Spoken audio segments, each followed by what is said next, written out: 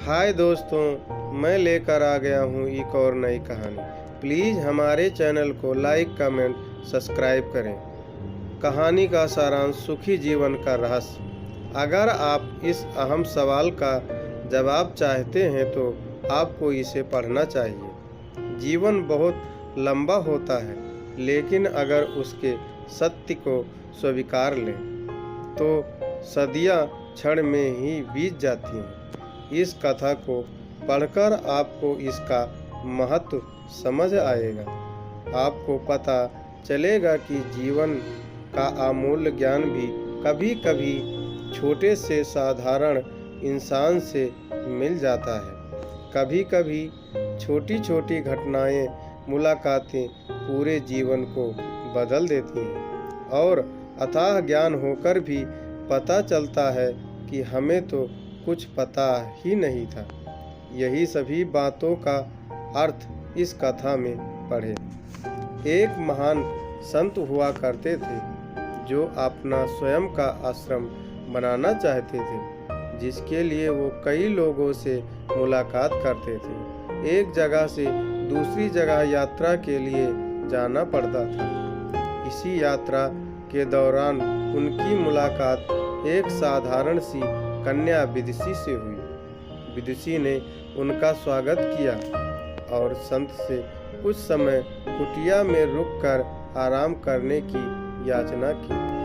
संत उसके मीठे व्यवहार से प्रसन्न हुए और उन्होंने उसका आग्रह स्वीकार किया। विदुषी ने संत को अपने हाथों का स्वादिष्ट भोज कराया और उसके विश्राम के लिए खटिया पर एक दरी बिछा दी और खुद फर्श पर टाट बिछाकर सो गई। विदुषी को सोते ही नींद आ गई। उसके चेहरे के भाव से पता चल रहा था कि विदुषी चैन की सुखद नींद ले रही है। उधर संत को खाट पर नींद नहीं आ रही थी। उन्हें मोटे गरम गद्दे की आदत थी जो उन्हें दान में मिला था। वो रात भर विदुषी का सोच रहे थे कि कैसे इस कठोर जमीन पर इतने चैन से सो सकती है। दूसरे दिन सवेरा होते ही संत ने विदुषी से पूछा कि तुम कैसे इस कठोर धरा पर इतने चैन से सो रही थी। तब विदुषी ने बड़ी सरलता से उत्तर दिया, हे गुरुदेव, मेरे लिए मेरी ये छोटी सी कुटिया एक महल के समान ही भव्य है। इसमें मेरे श्रम की महक है। अगर मुझे एक समय भी भोजन मिलता है तो मैं खुद को भाग्यशाली मानती हूँ।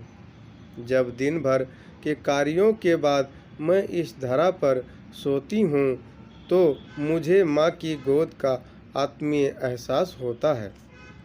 मैं दिन भर के अपने सत्कर्मों का विचार करते हुए चैन की नींद सो जाती हूँ। मुझे एहसास भी नहीं होता कि मैं इस कठोर धरा पर हूँ। यह सब सुनकर संत जाने लगे। तब विदुषी ने पूछा, हे गुरुवर, क्या मैं आपके साथ आश्रम के लिए धन एकत्रित करने चल सकती हूँ? तब संत ने विनम्रता से उत्तर दिया, हे बालिका, तुमने जो मुझे आज ज्ञान दिया है उससे मुझे पता चला कि चित्त का सुख कहाँ है। अब मुझे किसी आश्रम की इच्छा नहीं रह गई है। यह कहकर संत वापस अपने देश लौट गए और एकमात्र किया धन उन्होंने गरीबों में बांट दिया और स्वयं एक कुटिया बनाकर रहने लगे।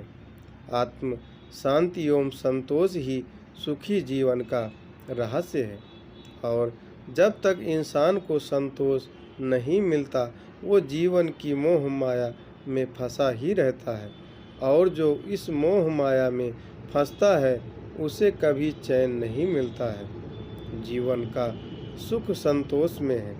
अगर मनुष्य जो है उसे स्वीकार कर ले और उसी में खुशियाँ तलाशें तो उसी क्षण सारे दुख सुख का अनुभव कर लेता है।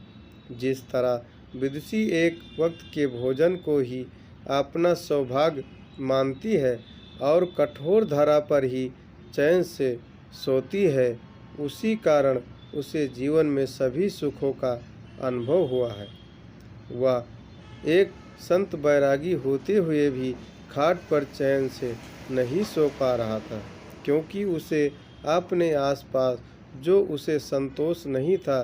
जिस दिन उसने यह सत्य स्वीकार कर लिया, उसे एक कुटिया में भी अपार शांति का अनुभव होने लगा। यह कथा सुखी जीवन का रहस्य कहती है।